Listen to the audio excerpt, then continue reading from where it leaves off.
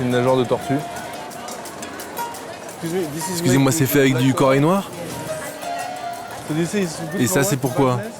Pour l'asthme? Aphrodisiaque aussi, ouais. C'est ce qu'on dit. Hein. Depuis plus d'un demi-siècle, les Philippines ont été le laboratoire de la destruction de l'environnement marin, alors pour des raisons diverses, qui vont d'une gastronomie absurde à la médecine traditionnelle, en passant par des pêches destructrices comme la pêche à la bombe, par exemple. Plus de 2/3 des fonds marins d'Asie du Sud-Est sont en train de mourir. Ils sont encore qu'une poignée, mais aujourd'hui, des hommes et des femmes se battent au quotidien pour inverser les choses, pour sauver la mer, et c'est eux que je suis venu rencontrer.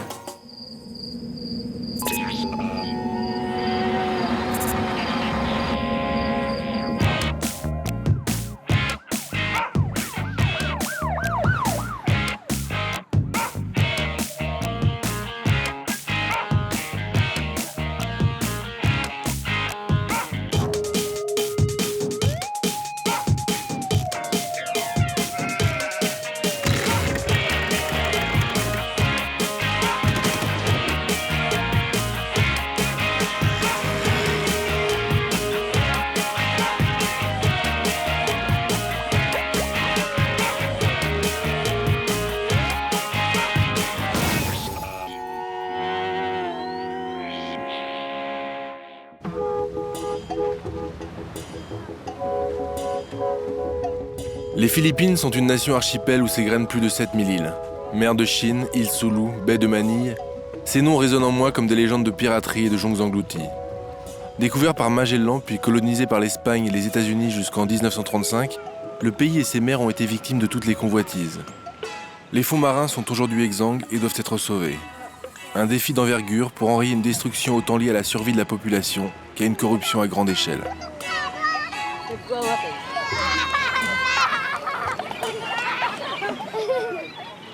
Ici, je suis dans la région de Bicol et je suis venu à la rencontre de petits pêcheurs, alors pas eux, leurs parents, qui sont des pêcheurs traditionnels, qui se battent au quotidien pour sauver leur avenir. Ah non, non, non,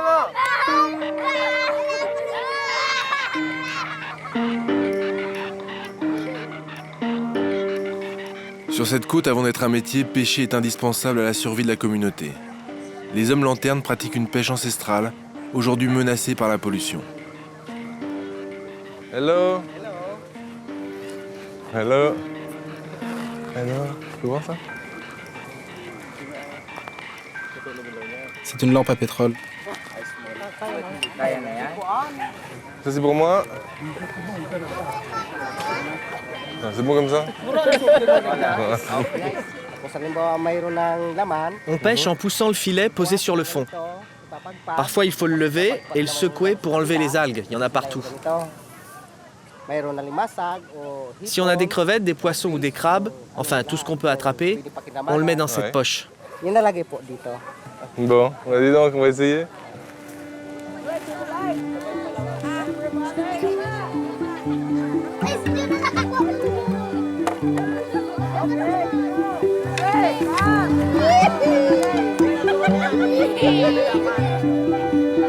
Let's go, woman!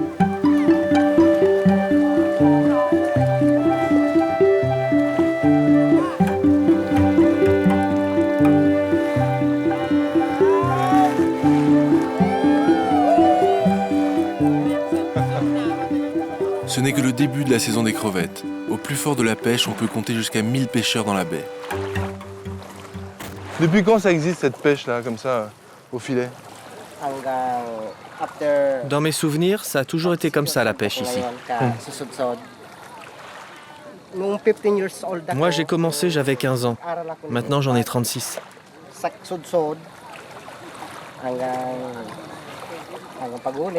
Le soir, après le travail, on se regroupe dans cette baie pour pousser nos filets, jusqu'à ce qu'on ait pêché suffisamment pour pouvoir rentrer à la maison. C'est quoi ton travail de tous les jours?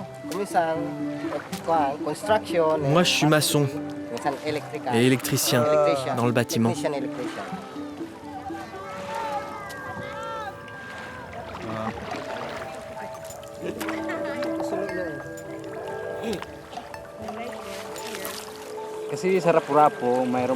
Dans la baie, depuis quelque temps, les pêcheurs n'attrapent plus grand-chose. Beaucoup de poissons sont morts depuis l'installation de la mine de l'autre côté de la baie. Maintenant, on ne pêche plus que quelques crevettes et encore. On prend juste de quoi nourrir notre famille pour un repas. Mais tu sais, ici, tous les soirs, on se dit que tout est une question de persévérance.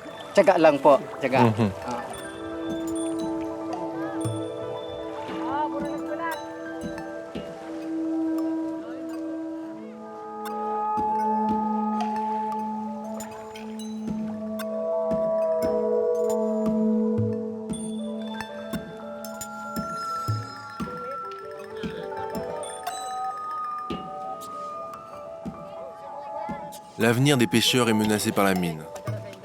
L'industrie minière qui gagne toute l'Asie du Sud-Est produit les métaux nécessaires à la fabrication de nos téléviseurs ou nos téléphones portables. Une industrie lucrative soutenue par le pouvoir au détriment de la population.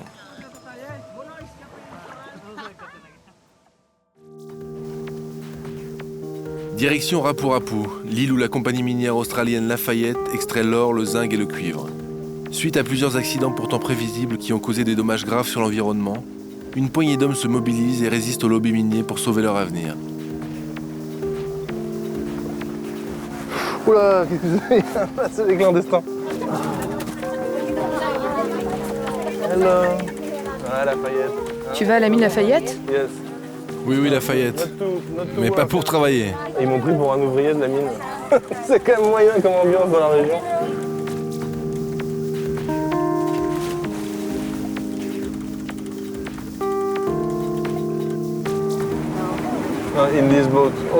Tous ces gens à bord, ils vivent à Rapurapu? Oui. Et toi, tu viens d'où? J'habite sur la Grande Terre où il y a nos bureaux. Je travaille pour une ONG. Et qu'est-ce que tu fais à Rapurapu? On a un programme d'aide à Rapurapu. C'est un rapport avec la mine? Oui, parce que les pêcheurs et les habitants de Rapurapu sont touchés par les effets de l'activité minière. Depuis que la mine a commencé son activité sur l'île, on a constaté que la pêche a vraiment diminué. D'environ 70%. Et c'est difficile pour les gens là-bas? Oui, c'est un vrai problème pour les habitants.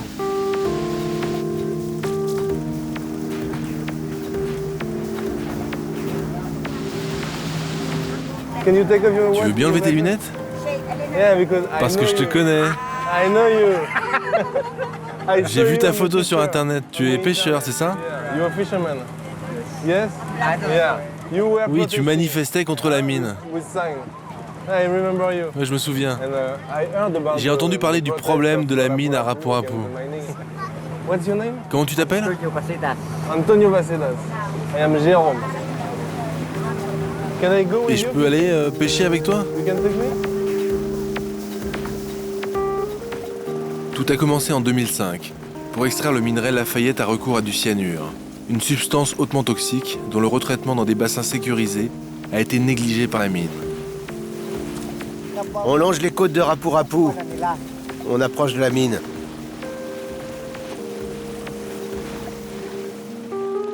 Regarde, c'est ici qu'on a vu les premières pollutions.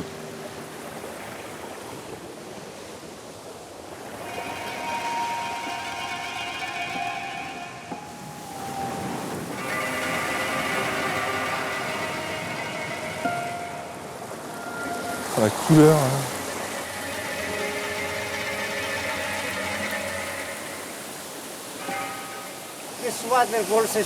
Tu vois, cette cascade est magnifique, mais elle est dangereuse. La dernière saison des pluies a détruit le barrage qui retenait tous les produits toxiques utilisés par la mine.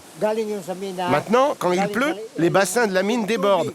La rivière se charge de cyanure, elle traverse l'île et se déverse dans la mer en tuant les coraux, les coquillages et les poissons qu'on pêchait avant.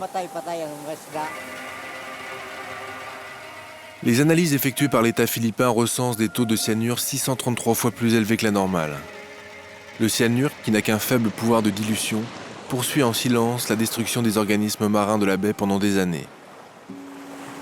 Ces incidents se sont produits à plusieurs reprises. La résistance est née à Barangay Mananao, le village d'Antonio. Juste après la pollution de 2005, les pêcheurs ont visité les villages de Rapurapu pour avertir la population. Aujourd'hui, les contestataires sont plus d'une centaine répartis le long de l'île.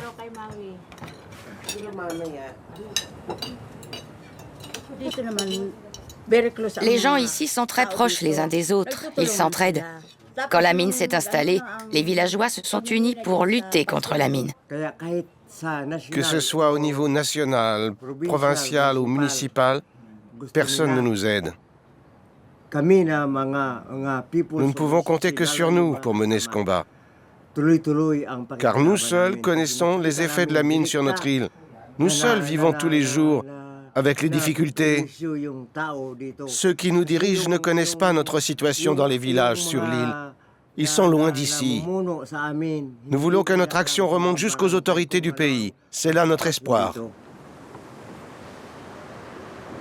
Ce matin, j'embarque sur la banca d'Antonio. Il m'emmène sur son terrain de pêche. Ça c'est quoi? C'est la protestation. Même sur les pagaies, ils écrivent dehors à l'industrie minière, à la mine de Lafayette.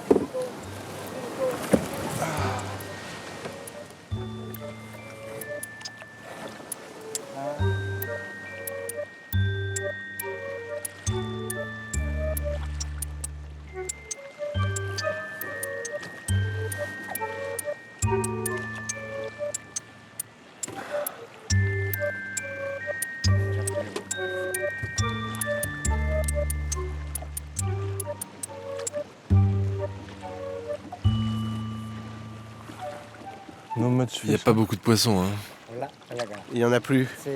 Ou alors, ils sont partis plus loin. On pêche vraiment de moins en moins la ligne par ici. Alors quand on a un peu d'argent, on achète de l'essence pour aller essayer plus loin au large. Maintenant, on compte beaucoup sur nos plantations de légumes pour manger. Et on pêche même les poissons des lacs qu'on ne mangeait jamais avant. Ah,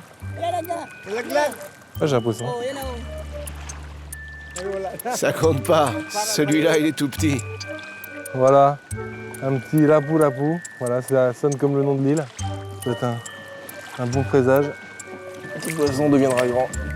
One for me. Un pour moi, toi, 0. How was it before here, long time C'était ago? comment Rapurapu avant? Rapurapu. Autrefois, cette île était paisible. Les gens qui vivaient ici n'avaient pas de problème. Surtout quand ils vivaient de la mer. La pêche permettait de vivre bien. On prenait juste ce dont on avait besoin. Avec seulement 1 ou 2 heures en mer, on faisait vivre sa famille correctement. Partout autour de l'île, les fonds étaient riches en poissons.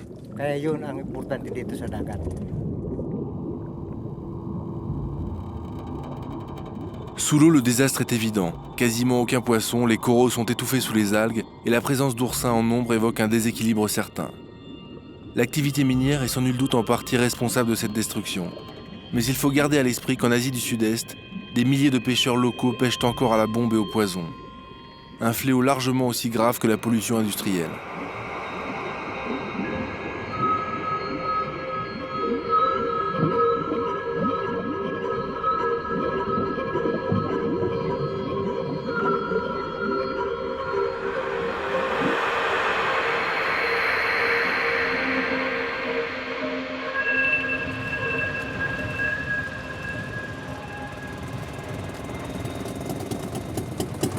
Regarde, qu'est-ce que c'est ça? Ce sont les villageois, les pêcheurs qui viennent pour protester contre la mine. Ils font ça tous les jours.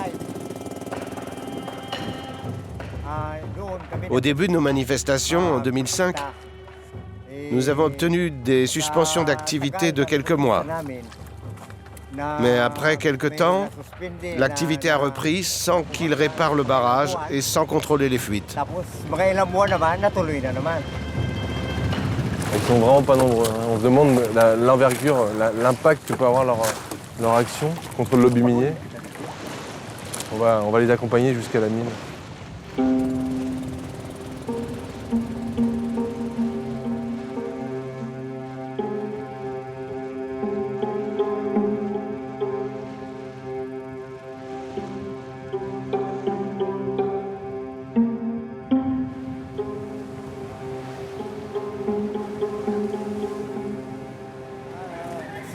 Je peux pas t'accompagner. Depuis les dernières manifestations, j'ai plus le droit de m'approcher de la mine. Hello. Monsieur, vous devez vous arrêter au contrôle. Il y a un officier de la sécurité qui veut nous parler. Je veux juste connaître le but de votre visite. Je voyage aux Philippines. J'ai entendu parler des problèmes de Rapu et je voulais entendre tous les protagonistes de l'affaire. Si vous pensez qu'il se passe quelque chose ici, vous vous trompez. Il se passe rien. Les problèmes ici à Rapu, c'est pas ce que vous croyez. De toute façon, vous pouvez pas rentrer. C'est une compagnie privée.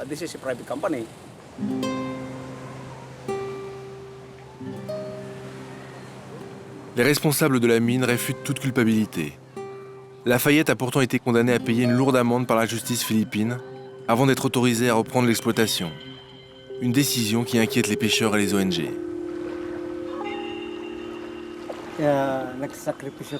Tu sais, la mer, c'est ce qu'il y a de mieux dans notre vie. Elle est comme nous. Elle a du caractère. Parfois, on ne pêche rien, mais on garde espoir que la mer nous donne toujours de quoi survivre. Même si on est bien petit face à la mine, on ne quittera jamais notre île.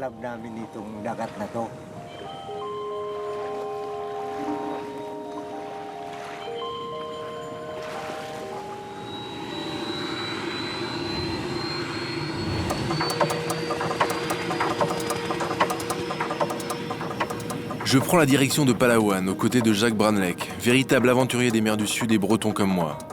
Ancien pilote de l'air, Jacques a bâti un empire grâce à l'élevage de perles dorées.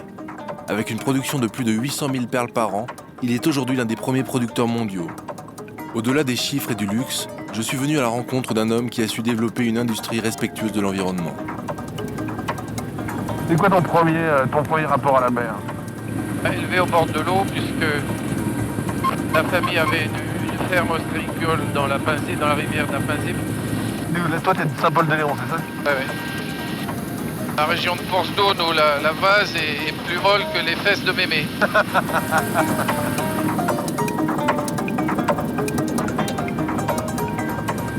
J'ai toujours eu cet appel d'aller toujours plus à l'ouest. Et mon point ouest maximum, c'était les Philippines. Je pense qu'on doit être pratiquement aux antipodes de la Bretagne. Peut-être pour ça.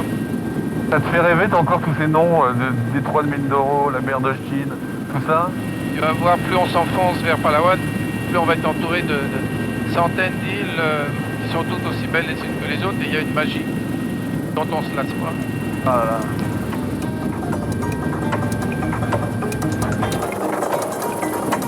Oh, c'est mon bébé. Hello. Hello. So you live Vous here? vivez ici? Oui. You live here.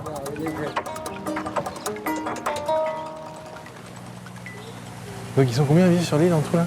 90. 90. Jacques emploie au total plus de 1000 personnes, du biologiste au plongeur en passant par des gardes armés qui vivent en complète autarcie sur ces îles tout au long de l'année. Pour faire une fer perlure, il faut un site. Quand on a trouvé un site, il faut des huîtres. Quand il n'y a plus d'huîtres sur les bancs naturels, il faut les produire soi-même. Et le labo, il est derrière. Là, à l'origine, voilà ce qu'on avait comme huîtres. Tu vois. Ça, c'était des huîtres qui venaient des bancs naturels, les parents, les premières générations. Mais que tu as trouvé où? Dans la mer de Sulu, près de Rollo et dans les provinces musulmanes entre la Malaisie et les Philippines. On devait avoir 150 à 200 bateaux à la remorque pour aller sur les sites de plongée avec 4 personnes sur chaque bateau. Et on partait pour 1 mois, 2 mois en pleine mer avec toute cette flottille qui allait plonger. Et c'était qui ces plongeurs? C'était des Badjao, des gitans de la mer. Il y a qui sont adoumés. Qu'est-ce qu'ils font de toutes ces coquilles là? Ça, c'est celles qui ont été rejetées parce qu'elles ont des défauts. Donc, comme on veut faire de la perle de qualité, on a une sélection permanente. Au début, on faisait des blanches. Puis bon, les blanches c'est bien, mais comme les Australiens font des blanches, les Indonésiens font des blanches, puis c'est relativement facile. On s'est dit, on va essayer, comme on avait trouvé des perles naturelles dorées dans les campagnes de plonge, on va essayer de produire des huîtres qui vont donner une couleur naturelle. Aujourd'hui, vous êtes les seuls à faire ces perles dorées. Ils n'arrivent pas à avoir cette couleur, il n'y a qu'aux Philippines, c'est le caractère unique de la perle philippine, c'est d'avoir cet or magique, cette couleur pratiquement irréelle.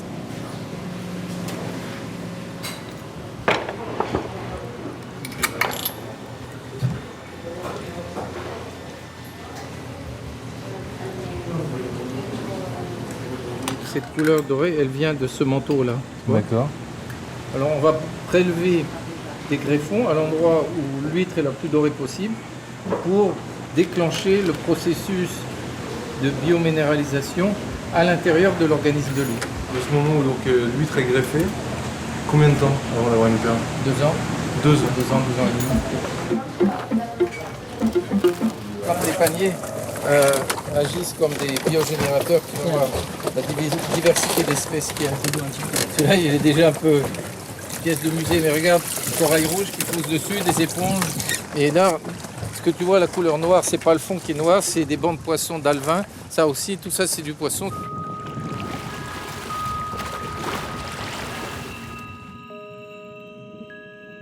Du nord au sud de Palawan, Jacques a installé 7 fermes. Des concessions qui occupent parfois jusqu'à 5000 hectares. Pour pérenniser ces cultures, il lui a fallu lutter contre le braconnage, les pêches destructrices et la pollution. Aujourd'hui, les fermes sont des oasis foisonnantes de vie et son organisation Save Palawan a pour mission d'éduquer les populations en préservant à la fois les milieux terrestres et marins qui sont étroitement liés.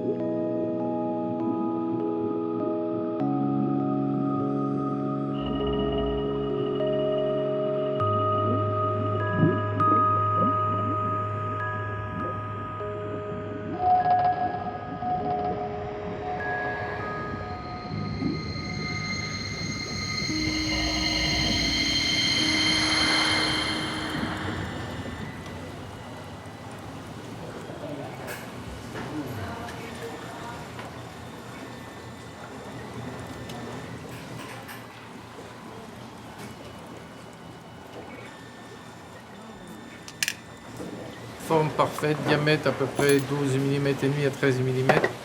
Orient parfait, lustre parfait, surface de peau parfait, la couleur idéale. Good. Regardez celle-ci. C'est la plus jolie. Alors celle-là, elle part où? Celle-là, elle ira place Vendôme, ou 5e avenue à New York, ou dans ta poche si je tourne la tête.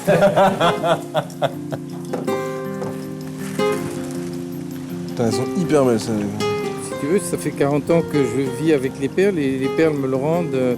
Se dire qu'il y a encore beaucoup de beauté. Si on a l'intelligence de ne pas détruire cette nature autour de nous, on devrait encore avoir des perles pour plusieurs siècles. Et Pour moi, la perle, ça véhicule beaucoup plus que plein d'autres bijoux parce qu'elle a cette dimension d'aventure. parce qu'elle est vivante.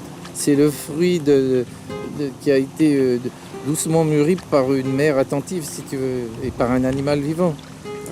La mère m'a tout donné, peut-être plus que ce que j'aurais jamais mérité ou j'aurais jamais osé espérer.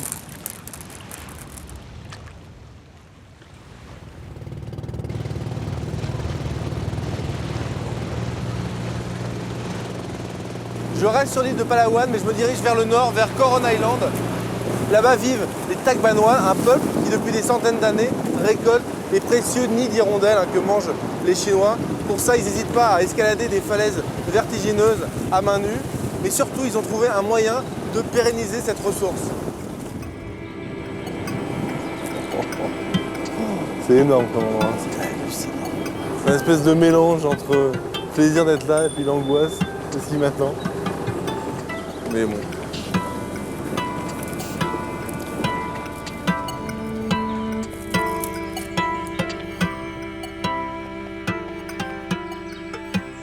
Pendant près de 400 ans, les Philippines ont vécu sous domination espagnole. C'est pourquoi les Tagbanois, un peuple autochtone, sont de si fervents catholiques et leur langage tellement imprégné de la culture ibérique.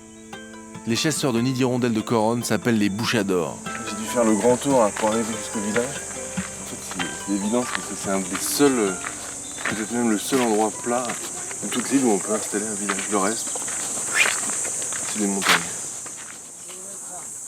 Bonjour, Mopian temprano. I am looking je cherche les bouchadors. On est tous bouchadors. Ah, in the village. Ah, dans le village, vous êtes tous bouchadors. Et ton nom, c'est Lobo. Ça, ce sont les traces laissées par la falaise quand on escalade.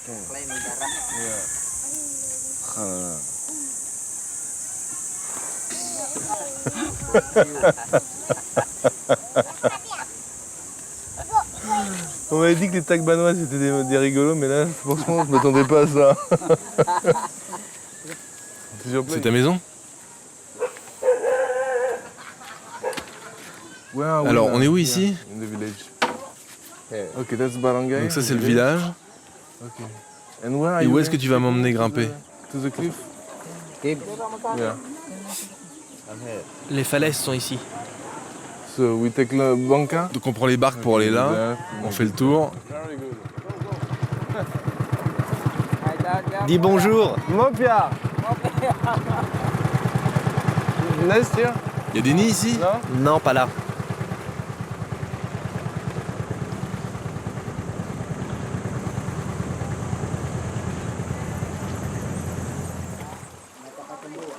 Bon, ça commence bien comme accostage.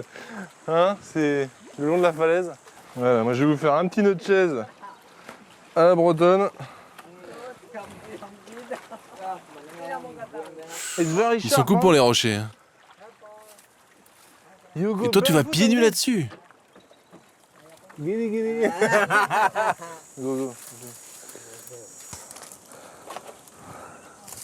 Ces oiseaux tant convoités ne sont pas des hirondelles, mais des salanganes, une espèce de martinet. On est arrivé. Les oiseaux rentrent par ce trou? Oui, les oiseaux entrent ici. C'est quoi, c'est une torche naturelle ça? It's made of C'est fait en quoi? what? What is it? C'est une torche en résine. Ça brûle longtemps? Ça dépend de la feuille de palmier qui l'entoure.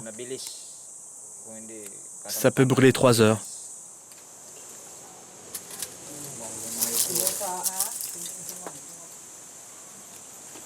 En fait, j'ai vu une espèce de flamèche tomber. Il y a un trou qui fait 20 mètres de profondeur. C'est-à-dire que si tu te loupes dans l'entrée, hein, c'est la chute de 20 mètres.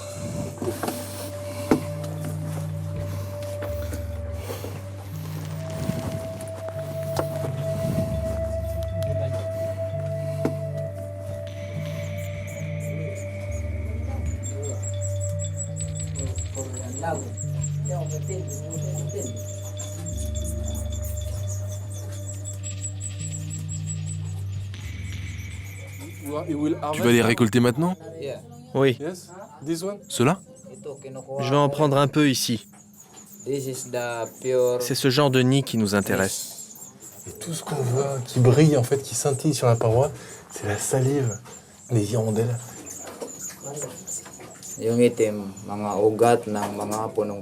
Ce qui est noir, ce sont des petites racines, des morceaux d'arbustes.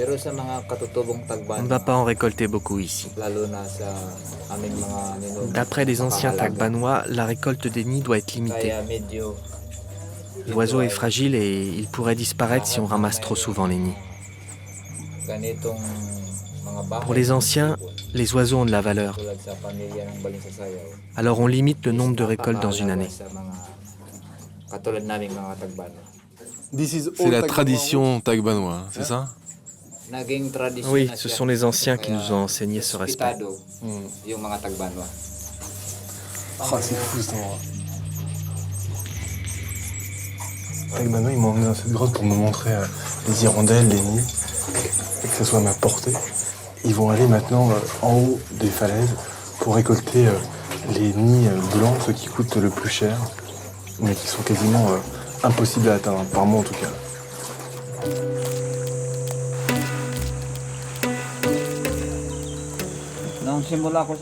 Quand j'ai commencé à grimper, j'étais encore un enfant.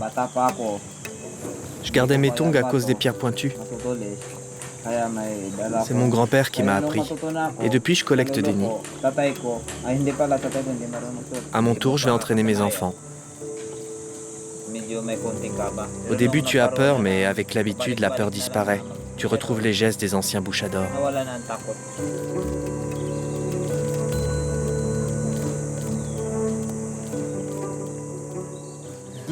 Est-ce que tu te souviens la première fois que tu as grimpé la falaise? La première fois que je suis monté, j'avais 15 ans. C'était avec mon grand-père. J'étais content parce que j'ai ramené mes premiers nids. Je n'avais pas peur, j'étais avec mon grand-père.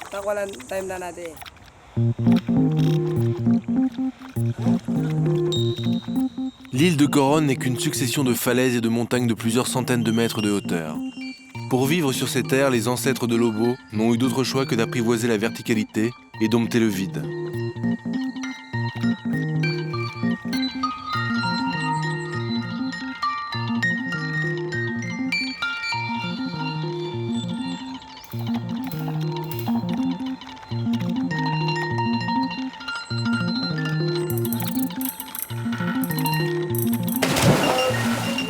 Allez, viens mon petit gars.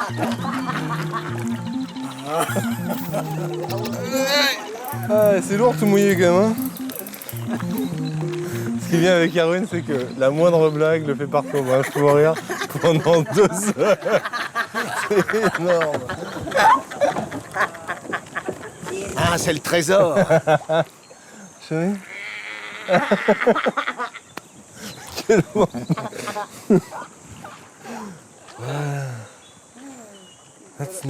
Voilà les nids.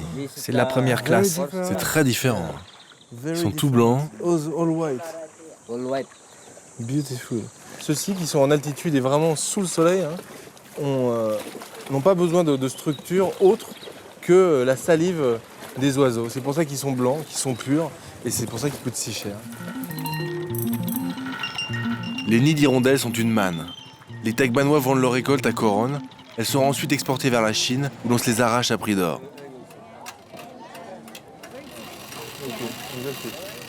No noodles. Nothing. What kind of vegetable do you put?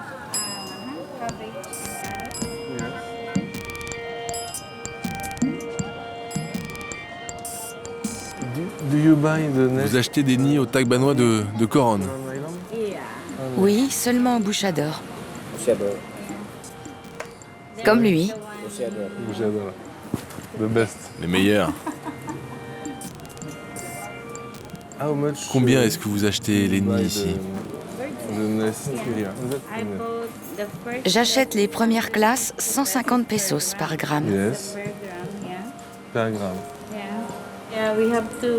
Il faut nettoyer les nids parfaitement parce que les Chinois ne veulent manger que des nids propres. Okay. On les nettoie nid après nid, Yes. comme ça. But you have to soak it. Vous devez les mouiller pour les nettoyer. That way is Oui. so expensive. Pourquoi est-ce que c'est si cher, si apprécié? Ah, parce que c'est une bonne médecine. Les Chinois croient que si vous en mangez, vous vivez plus longtemps. Et si vous êtes malade, eh bien ça vous guérit. So this is Finalement, c'est un moyen de vivre plus longtemps. Oui, oui, c'est ça. Bye bye. Thank you.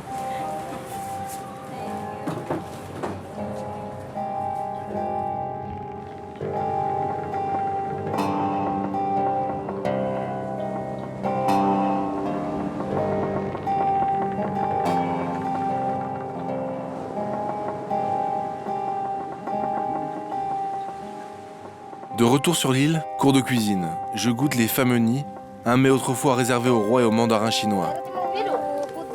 Mets les nouilles de riz. Oui, oui. Like this? Comme ça, Oui, oui, comme ça.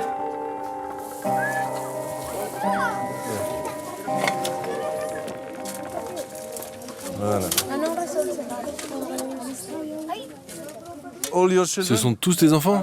Eh oui. Yes. Ah, t'es un costaud, toi, hein? Oui.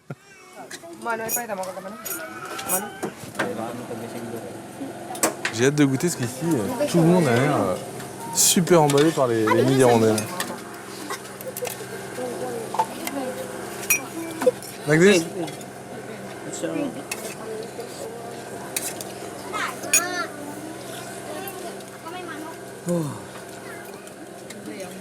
C'est vraiment étonnant parce que ça n'a aucun goût, quoi.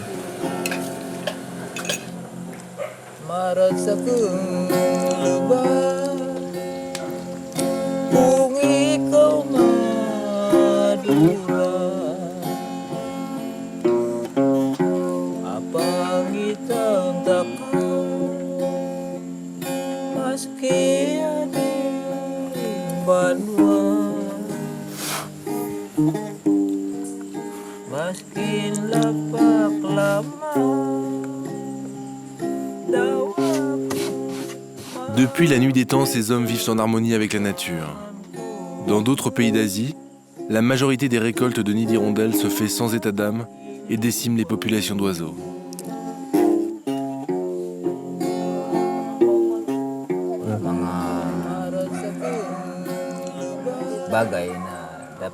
Chez nous, les règles sociales sont transmises par les anciens, au sein de la famille.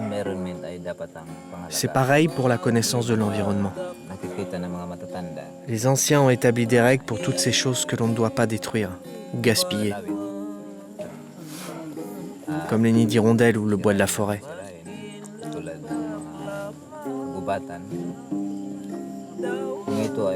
Si tu ne respectes pas ces règles, c'est toute la famille qui peut être punie. Et nous, sur l'île, on vit très bien comme ça.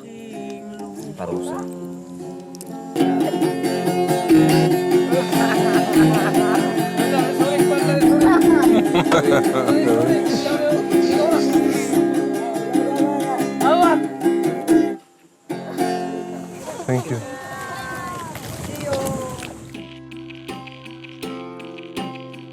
Sud des Philippines, archipel de Sulu. J'emprunte les transports en commun militarisés, seul rempart contre le kidnapping devenu sport national dans cette zone où sévit le groupe terroriste musulman Abu Sayyaf. Moi, je vais à la rencontre d'un homme qui n'a rien à voir avec le terrorisme, avec tout ça. C'est un ermite qui vit en accord parfait avec la nature. Voilà, c'est par là.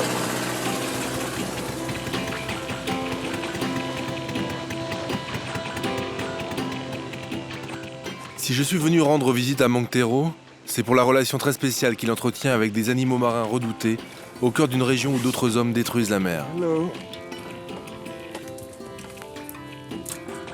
Ah. Là, on est dans une maison très spéciale. Where are they? Here, under this? Ah ouais, je les vois, ça y est.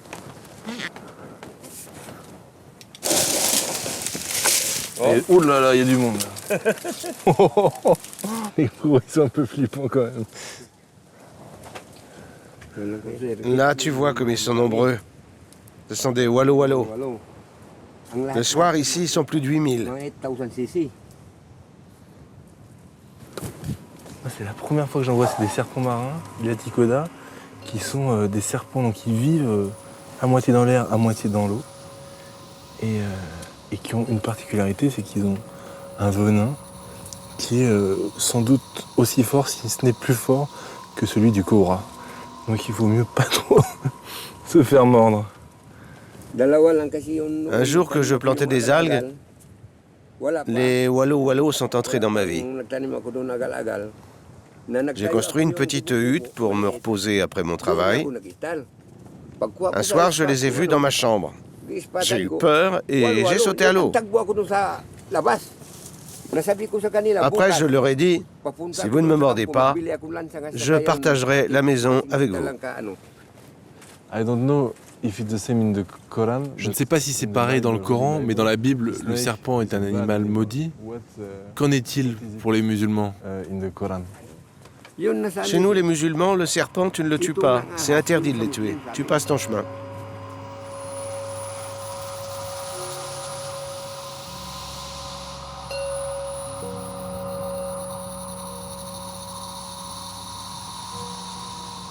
Si j'en prends là, il va me mordre ou... Il ne faut pas que tu le prennes par la tête, mais au milieu ou par la queue. Sinon, on ne sait jamais comment ils peuvent réagir. Et ici, il n'y a pas de docteur, ni de remède contre leurs morsures. Le seul remède, c'est la pitié de Dieu. Ça, je suis vraiment... je lui fais vraiment confiance. Parce que s'il a envie de me chiquer, il peut. Et là, je suis mal. Ah bah zut alors.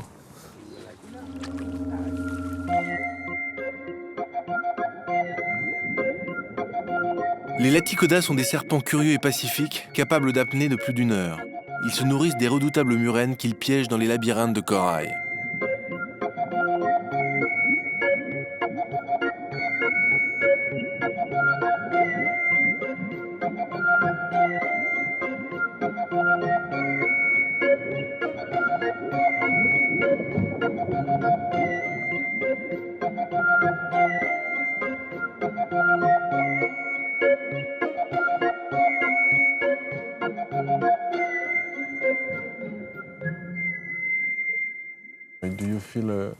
Qu'est-ce que tu ressens quand tu es ici, au milieu de la mer?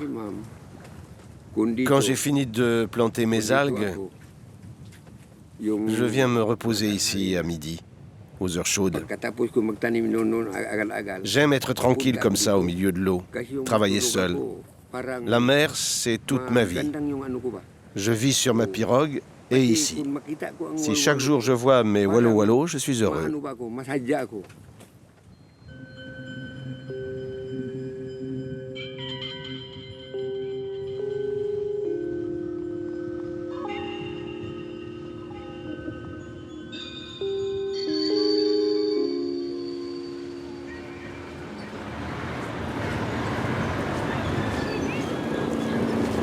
Ici, je suis à Donsol, une petite ville de l'île de Bicol dans l'est des Philippines. Alors ici, c'est la ville des requins-baleines, puisque c'est dans cette région qu'ils viennent se nourrir en nombre. J'ai rendez-vous ici avec Alan, qui est le chef des Boot Handling Interaction Officers. Ce sont les guides qui emmènent les gens à la rencontre des requins-baleines. Alors ce sont des anciens pêcheurs, hein, pour la plupart, et ils sont vraiment à l'origine du changement. Alan! Bienvenue dans mon petit paradis. C'est ta maison ici? Oui, c'est ma maison. Pourquoi les gens de Donsol ont-ils une relation aussi particulière avec le requin-baleine? C'est depuis 1998, quand des Taïwanais ont proposé à des gens des provinces voisines de tuer les requins-baleines ici à Donsol.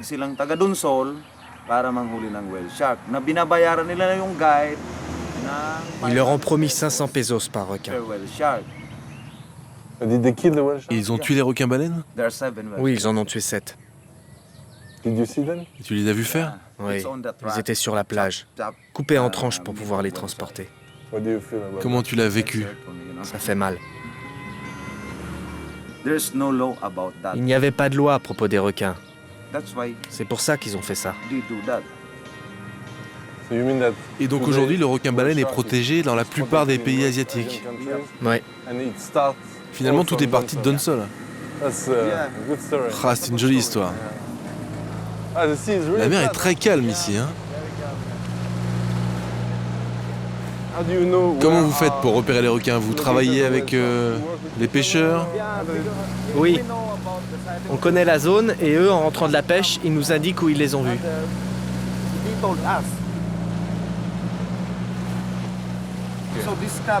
Cette plaquette, c'est pour les touristes. Et celle-là, c'est pour les guides, parce qu'ils ne parlent pas tous anglais. Donc les règles sont ne pas toucher le requin, ne pas plonger en scaphandre. Oui, c'est ça. Oui, pas de scaphandre. Oui. Ne pas faire de photos au flash. Et pas de flash. Oui, tout ça, c'est très important. «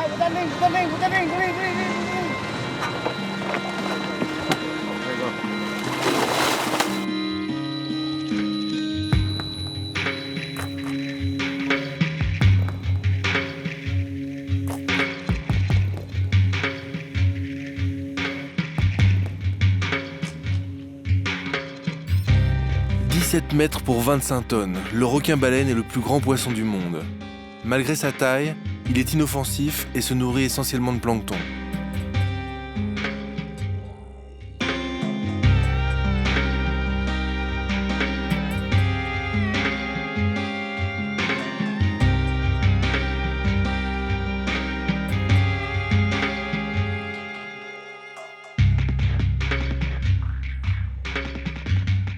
Aujourd'hui protégé, le requin-baleine est encore victime des hélices des bateaux et notamment des embarcations touristiques. Ces excursions sont encore récentes et les tours opérateurs reconnaissent eux-mêmes que des efforts restent à faire. Mais l'écotourisme apparu il y a à peine 10 ans aux Philippines semble le meilleur moyen de changer le regard d'un peuple sur son environnement.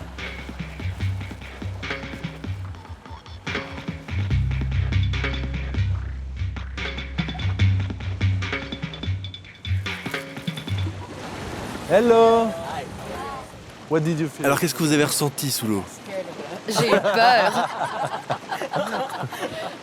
C'est énorme.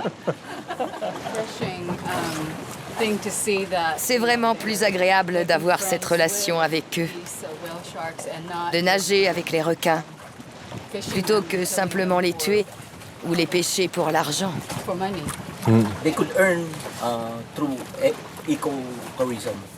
On a beaucoup à apprendre de l'écotourisme. Si le requin-baleine disparaissait, pour nous, ce serait une chose terrible. Pensez-vous que les Philippins en général commencent à prendre conscience de cette réalité? Je pense que ce qui change, ce n'est pas seulement la manière d'utiliser le requin, mais c'est tout un mode de vie. Maintenant, on les protège. Si on progresse encore, ça pourrait devenir un exemple dans la façon d'envisager le tourisme dans tout le pays. À Donsol, c'est toute la population qui a pris conscience de l'importance du requin-baleine.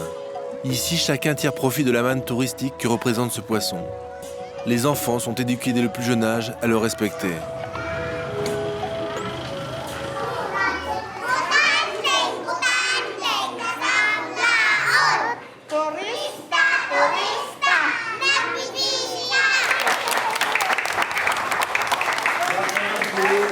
Hello. Oh. Hello. Je te laisse dessiner, moi je suis pas doué pour ça. I don't know either, but...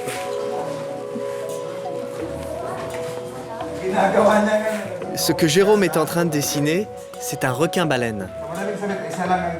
Le requin-baleine avec ses grandes nageoires. C'est comme ça qu'on le voit de loin, grâce à celle sur le dos qui dépasse de l'eau. Les enfants ont l'air vraiment curieux d'apprendre des choses sur les requins. Ça te fait plaisir? Oui, j'aime vraiment leur enseigner ce que je sais sur le requin.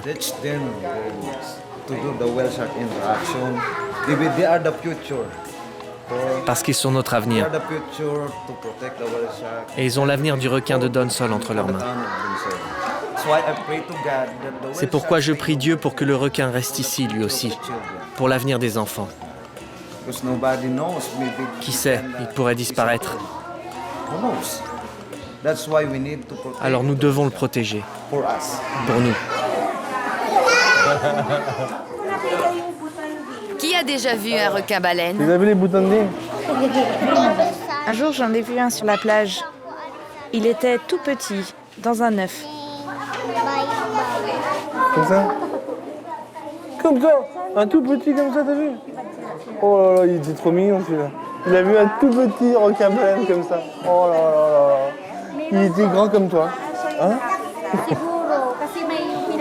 Ce qui est chouette, c'est que le requin-baleine, le bootanding, il permet pas seulement d'apporter de l'argent, du travail, mais aussi il a permis aux gens de se retrouver autour d'activités culturelles.